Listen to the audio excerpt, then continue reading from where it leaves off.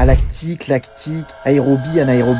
C'est quoi tout ça? Bon allez viens, je t'explique rapidement. En vrai, c'est pas compliqué. C'est juste les 3 voies qu'a ton corps de fabriquer de l'énergie. Donc quand je te dis de l'énergie, ça te permet de marcher avec mamie, ça te permet de taper tes meilleurs sprints avec speed, ou encore de soulever une Ligue des Champions. Ou de soulever le Real de Madrid. En fait, tout commence par une molécule qu'on appelle ATP. ATP pour adénosine triphosphate. Donc imagine que l'ATP, c'est un peu la pile de ton corps. Une pile avec 3 barres d'énergie pour 3 phosphates. Et quand tu as besoin d'énergie, tu vas casser justement une de ces 3 barres. Paf! À ce moment-là, on a d'énergie. Et donc du coup, on passe de adénosine triphosphate pour 3, tu l'as bien compris, à une ADP, adénosine diphosphate. Et après, tu peux te poser la question, est-ce qu'on peut aussi casser un ADP?